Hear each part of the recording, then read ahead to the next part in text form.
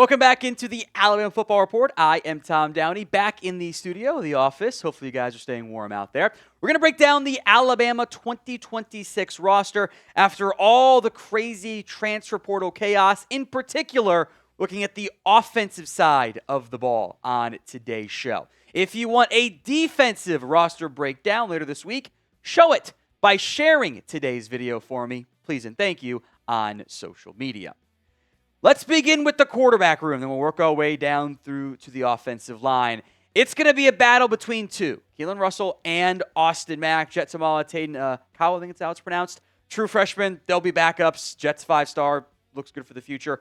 Russell and Mack is going to be a fascinating and one of the more important quarterback battles in all of college football. Austin Mack played a little bit more this past year. His redshirt sophomore campaign, by the way. He'll be a redshirt junior going into this upcoming season. Mack has good size. He was essentially brought over from Washington along with Kalen DeBoer. He's been in the system, been in the offense for a long time. He has the experience. Keelon Russell, meanwhile, is the hyped one, the 5-star, one of the top-rated recruits in his class. Didn't play a lot in 2025, his true freshman season, and I think there's a lot of hope and expectation around Russell. Russell is generally regarded as the more talented player. He was the 5-star. He was the number 2 overall recruit in the 2025 class. But Mack was no slouch either. 4-star, number 16 ranked quarterback. It's a little bit of, potential versus experience. I think this battle will rage on all throughout the spring into the fall. We'll see if both guys get a chance to play early. I would not read that much into Mack being the first one to play in the Rose Bowl, in large part because game was mostly over and Mack was the more experienced option at that time. There will be a battle here. It's a matter of how quickly can Russell, I think, close the gap behind Mack, who was the backup last season. So predictions. Who do you think starts at quarterback? KR for Keelon Russell, AM for Austin Mack. Let me know in the comment section of today's show. I think it's pretty clear that Kalen DeBoer likes Austin Mack a lot. He made sure to bring him over from Washington. He's the experienced guy. He's been in the system. I think in the end, Keelon Russell's talent ends up, winning out, becomes too much for Mack to overcome, and Russell emerges as the starter for Alabama. Hopefully I would actually argue that's hopefully the case, because that means that the talented guy, you want to put in air quotes, it's fine too, ended up earning that job. Let's go to running back. And this is just going to be a lot of competition. And I mean that in the end in a good way. Daniel Hill is back.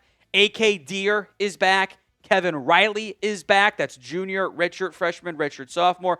Ezavier Crowell, the highly touted 5-star, who, as we'll get into, I think will play a very big role. Trayshawn Brown, also a freshman, might not end up playing all that much. A.K. Deere, I thought, showed some good stuff. In a very small sample size last year, 19 carries, 140 yards, 3 touchdowns. Another year in the system, in the program, should be good for him. I expect a heavy rotation, especially in fall and in spring, as Bama tries to figure out who the best options are. I think the incumbent favorite is Daniel Hill and his fantastic size and good pass-catching ability as well. The numbers weren't great, but at the same time, how much can we read into the numbers when, the offensive line had issues, the tight ends didn't block well. The running game in general was a huge problem. The running backs were a factor in that. Maybe you're not going to miss Richard Young and Jam Miller all that much, but you do need growth from a variety of players in the backfield, including the guy who's not yet there, which we'll come back to here in just a second. We want to give a special shout out to Kalshi for partnering with us here on the Alabama Football Report. Kalshi flips the script by giving prediction markets back to the people, enabling fair peer-to-peer prediction trading. If you want to try it out, Kalshi's giving $10 to anyone who signs up at kalshi.com/Alabama Football Report and uses code Alabama Football Report and trades $100.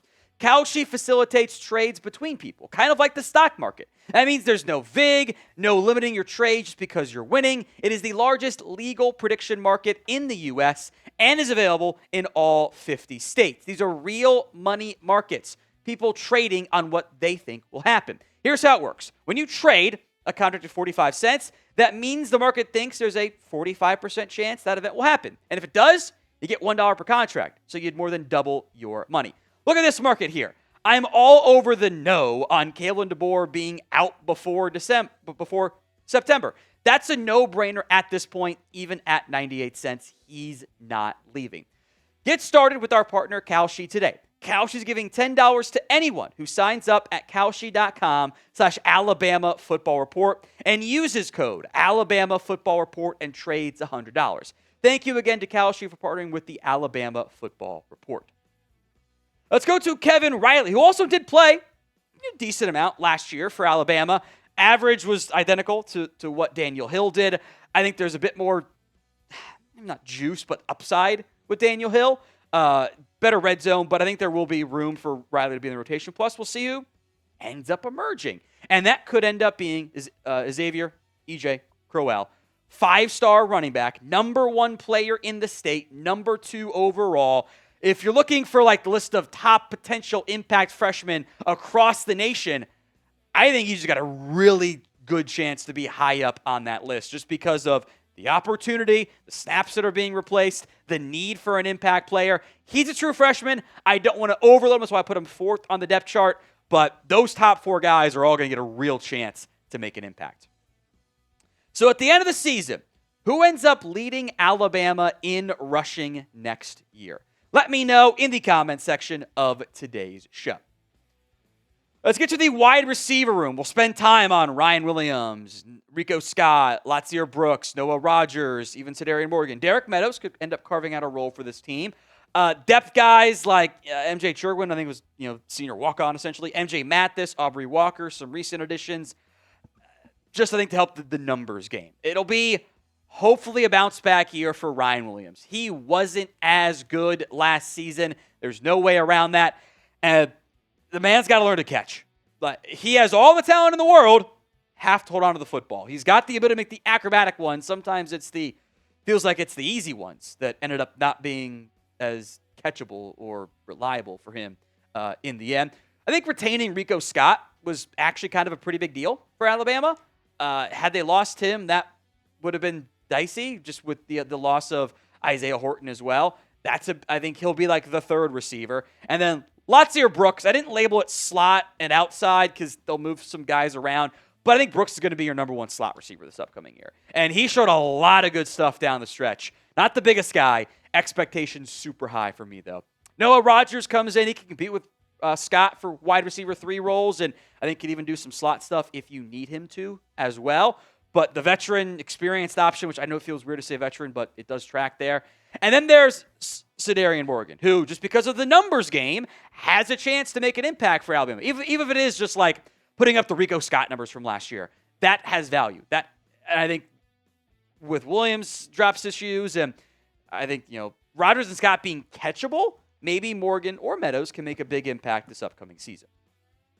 The big thing here is you have to get better play out of Ryan Williams. The talent is undeniable. Can you just be consistent and catch the ball? Will he bounce back in 2026? Y for yes, N for no. Let's talk tight ends. And I'm going to kind of split this into 2 groups. That Y tight end is a bit more of like an inline grouping. I'm kind of following Clint Lamb's lead on that front. And then like the H tight end, which is like H back. I call it a move tight end, where like they're a bit more, at times, more athletic. But there's overlap and all that stuff. So tight end wise, Daniel Lewis, Josh Ford stand out among the the Y inline tight ends. Lewis is 6'5", 254, coming in after his redshirt junior year. I think you want someone to be a better blocker up front, because when you're going to try to run the ball, teams love to put extra offensive linemen or extra tight ends in the game.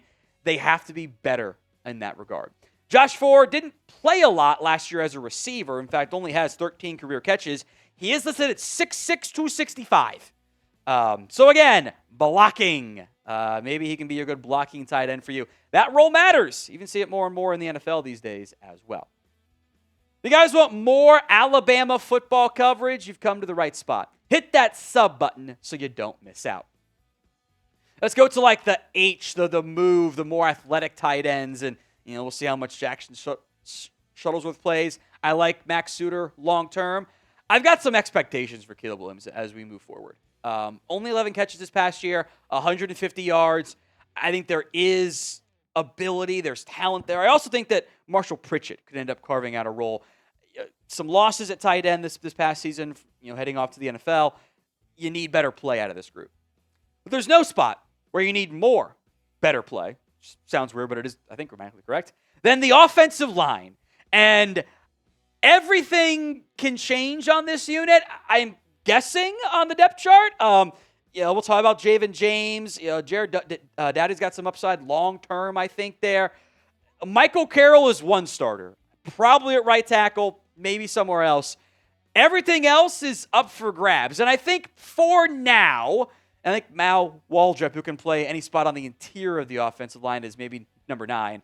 I think there's a top 8 of this group that I think is going to compete for playing time early with positions, flex, and uncertainty there. Let's begin at the tackle spot here, and that's Jackson Lloyd, who I think it would like to see emerge as the left tackle starter. Top 50 recruit last year.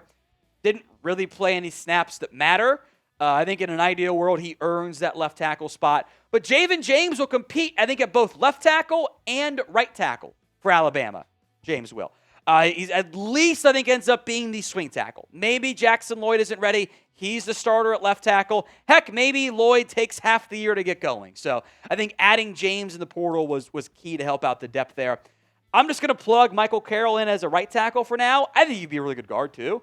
But he played a bunch of right tackle last year, and that's like maybe the one starting spot. I think I'd give William Sanders the slight edge at left guard for the time being, just because he played a little bit last year. Not that many snaps, but I thought did some promising stuff. Nick Brooks played guard at Texas, was also recruited as a tackle, offers some right tackle ability as well. Maybe Brooks ends up being your swing guard, so to speak, where he's behind William Sanders and behind, we'll get to maybe Ty Haywood at right guard as an option, but a lot of competition on the interior, including at center.